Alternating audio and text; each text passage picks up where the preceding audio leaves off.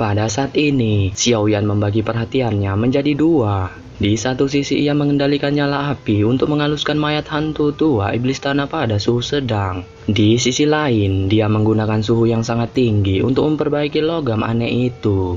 Penantian ini berlanjut selama 7 hari. Logam-logam aneh itu telah sepenuhnya disempurnakan selama 7 hari ini. Mereka telah berubah menjadi cairan emas. Cairan emas itu perlahan mengalir di dalam api dan memancarkan cahaya. Kemudian, logam cair itu mendarat di mayat hantu tua iblis tanah dan segera membentuk gelombang kabut putih. Seketika, mayat hantu tua iblis tanah berubah menjadi boneka iblis. Kekuatan spiritual memasuki boneka itu dan perlahan-lahan menyelimuti ke seluruh tubuh. Dalam sekejap, asap kabut putih mengembang dari tubuh boneka itu. Warna putih digantikan oleh warna emas ketika cairan benar-benar tersebar di boneka. Tatapan Xiaoyan melirik boneka yang ditutupi oleh campuran cairan itu. Dia menghembuskan napas. Segera, dia melambaikan lengan bajunya dan api hijau sekali lagi melonjak keluar. Setelah itu benar-benar melilit boneka itu. Suhu tinggi yang menakutkan perlahan-lahan muncul keluar. Cairan emas perlahan-lahan mulai menjalar ke kulit boneka setelah dipanggang suhu tinggi berulang kali. Dengan meningkatnya pemanggangan suhu tinggi ini, warna tubuh boneka secara bertahap berubah menjadi hijau kehitaman. Xiaoyan sedikit terkejut. Dia mengamati warna boneka yang berubah menjadi lebih gelap. Dia berkata, "Itu warna perunggu."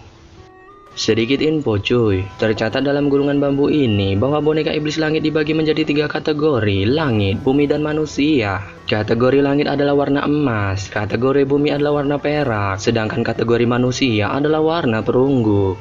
Warna yang didapatkan Xiaoyan ini jelas menunjukkan bahwa itu termasuk kategori terakhir di antara ketiganya, yaitu warna perunggu.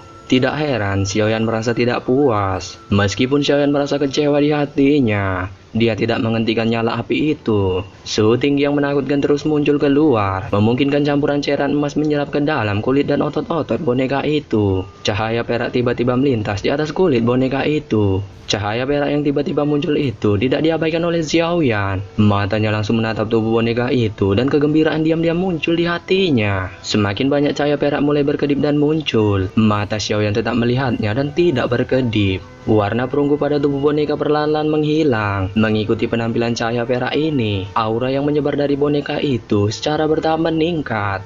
Perubahan ini memakan waktu sekitar 10 detik. Setelah itu, boneka perunggu berubah menjadi boneka perak yang mengkilap. Ketika cahaya perak mencapai puncaknya, cahaya perak itu tiba-tiba berhenti. Auranya yang naik juga tiba-tiba berhenti. Segera, cahaya perak redup dan semua cahaya tampak memasuki boneka itu. Meskipun cahaya perak telah redup, Xiaoyan merasakan bahwa aura boneka itu belum berkurang sedikit pun. Boneka itu perlahan berdiri di dalam nyala api hijau. Setelah itu, boneka itu melayang di udara tanpa ada yang menggerakkannya sedikit pun. Xiaoyan dengan lembut menggigit ujung lidahnya. Setetes darah segar yang berisi beberapa kekuatan spiritual melayang keluar. Secara akurat itu mendarat di dahi boneka dan perlahan-lahan menembus tubuhnya. Pada akhirnya, itu membentuk bercak darah. Setelah setetes darah ini memasuki kepala boneka tanpa perlawanan dan menempelkan tanda yang tidak bisa dihilangkan, mata hitam boneka yang kosong itu perlahan-lahan memperoleh kehidupan. Boneka itu perlahan memutar lehernya, menundukkan kepalanya, dan menatap Xiaoyan yang duduk bersila di atas batu. Setelah itu, kakinya mendarat di tanah dan ia berlutut.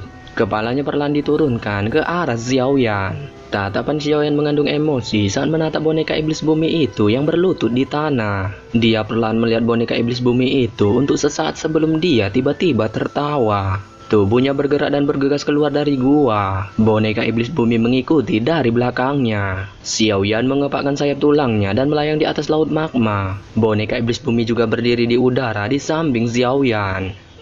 Pukul ini, jari Xiaoyan menunjuk ke arah laut magma dan memerintahkan boneka iblis bumi. Cahaya merah muncul di mata boneka iblis bumi setelah suara Xiaoyan terdengar. Bogeman boneka iblis bumi itu mengencang dan langsung melepaskannya. Bogeman itu dilepaskan ke depan dan ruang di depan boneka iblis bumi mulai menunjukkan reaksi. Udara sepertinya membentuk lengkungan dengan bogeman boneka iblis bumi. Akhirnya, bogeman itu seperti bola meriam saat energi angin yang kuat melesat. Bogeman itu dengan keras menabrak magma. Segera, suara yang menggetarkan jiwa bergema di dunia ini. Saat magma melonjak, gelombang magma yang sangat besar bergejolak dan muncul. Itu menabrak tembok gunung dengan keras dan membuat lubang yang dalam. Kekuatan bogemannya benar-benar menakutkan. Perasaan kaget melintas di mata Xiaoyan ketika dia melihat gelombang besar api magma yang telah dibuat boneka iblis bumi. Bogeman sebelumnya pasti akan dapat menyebabkan beberapa elit dojong terluka parah dan wassalam di tempat. Keheranan muncul di mata Xiaoyan saat dia berpikir sampai titik ini. Namun, dia tak berdaya menggelengkan kepalanya. Xiaoyan menyeka keringat dingin di wajahnya. Dia dengan bijak membuang semua pikiran aneh ini dari kepalanya. Dengan jampe-jampe tangannya, dia menyimpan boneka iblis bumi ke dalam cincin penyimpanannya.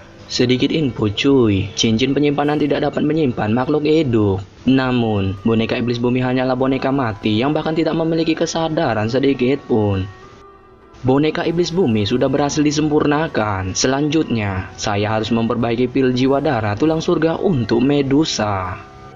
Kemudian, Xiaoyan keluar dari dunia magma setelah berhasil menyelesaikan masalah di sana. Dia meminta Xiaoli untuk mencari bahan obat yang digunakan untuk memperbaiki pil jiwa darah tulang surga. Dia sesekali akan berkeliaran di akademi dalam dan memberikan pelatihan kepada beberapa anggota gerbang fans. Setelah itu, dia menghabiskan sisa waktunya untuk berlatih dengan tenang. Pada hari ketiga setelah bahan obat ini dikirim ke tangan Xiaoyan, Xiaoyan berlatih di dalam ruangan yang tenang dan perlahan membuka matanya. Kamar yang tertutup tiba-tiba bergetar setelah dia membuka matanya. Seketika, sebuah cahaya berkedip di dalam mata Xiaoyan. Sudut mulutnya menunjukkan senyum.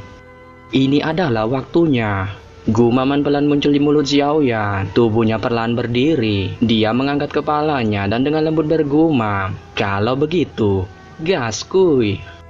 Suara gemuruh yang deras menerobos udara setelah suara Xiaoyan terdengar. Tubuh Xiaoyan secara bertahap berubah buram. Sesaat kemudian, dia menghilang dengan cara yang aneh. Sosok buram Xiaoyan bergegas seperti kilat. Akhirnya, dia muncul di tangga batu. Setelah itu, dia duduk bersila di atasnya.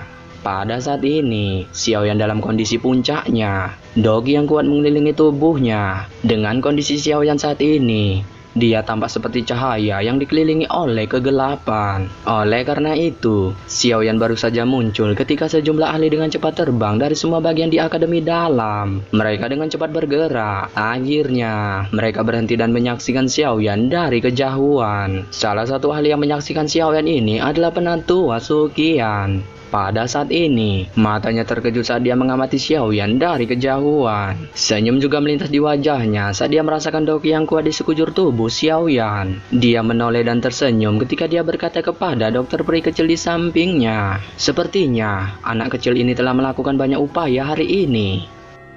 Dokter peri kecil mengangguk ketika mendengar kata-kata Penatua Suqian. Tatapannya menatap Xiaoyan menyebabkan dia tanpa sadar terkejut. Dia berkata, apakah memurnikan pil di tempat seperti itu akan mengganggu dia? Santuy, energi spesial yang ditinggalkan oleh kepala sekolah saat itu ada di sekitar tangga batu itu. Sangat sulit bagi seseorang untuk mengganggunya. Selain itu, alasan saya memintanya untuk memurnikan pil obat di sini karena fenomena alam yang tidak biasa yang terjadi dengan kelahiran pil obat tingkat 7. Bahkan disertai dengan pil petir. Desain spesial dari tangga batu mungkin sedikit membantunya ketika saatnya tiba. Penatua Suqian melambaikan tangannya dan tersenyum saat dia menjelaskan kepada dokter peri kecil. Dokter peri kecil mengangguk setelah mendengar penjelasan Penatua Suqian. Dia tidak ngebasot lagi ketika mata ungunya memandang Xiaoyan. Cukup banyak sosok manusia yang berdiri di sebuah pavilion tinggi tidak jauh dari tangga batu. Semua orang ini memakai lencana serupa di dada mereka. Mereka secara mengejutkan adalah anggota gerbang fans. Wu Hao, Hu Jia, Xiao Yu, Xin Lan dan para pemimpin lainnya berdiri di sekitar tempat pemimpin dan menatap Xiaoyan. Orang ini merasa gelisah meskipun dia akan pergi. Pertemuan hari ini kemungkinan adalah yang terbesar dalam sejarah akademi dalam. Hu Hao menunduk dan melirik ke area bawah. Pada saat ini, setiap bagian dari akademi dalam dipenuhi dengan massa hitam sosok manusia dan tak terhitung banyaknya tatapan berkumpul pada Xiaoyan di tangga batu. Namun, jika dia benar-benar berhasil, dia kemungkinan akan menjadi siswa terkuat dalam sejarah Akademi Jianan. Xiao Yu tersenyum. Matanya mengandung cahaya saat dia menatap sosok cungkring Xiaoyan. Sejak Akademi Jianan didirikan, ada 2 orang yang maju ke kelas Do Huang sebelum mereka lulus. Ada 1 orang yang maju ke kelas Do Zhong. Mereka bukan manusia biasa dan telah diberkati dengan bakat pelatihan yang luar biasa. Hanya karena inilah dia akhirnya maju. Namun, jika Xiaoyan berhasil menyuling pil obat tingkat 7, ia secara alami mampu mengungguli dia. Hu Jia tertawa. Dia memandang Xiaoyan dan berkata, orang ini memang sangat luar biasa. Sekarang, bahkan saya tanpa sadar merasakan hati saya tergerak. Tidak heran jika seseorang yang berbakat seperti Sun Er tertarik padanya. Xinlan yang berdiri di samping Hu Jia tersenyum. Sementara itu, Xiaoyan saat ini tidak menyadari keributan besar yang telah dibuat karena penampilannya. Pada saat ini, pikirannya benar-benar fokus.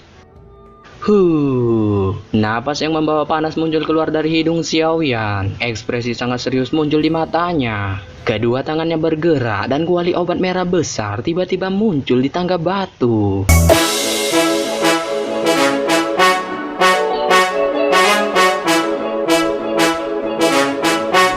Yo yo yo. Jika kalian suka video ini, jangan lupa kalian hantamkan subscribe-nya. Nyalakan tombol loncengnya.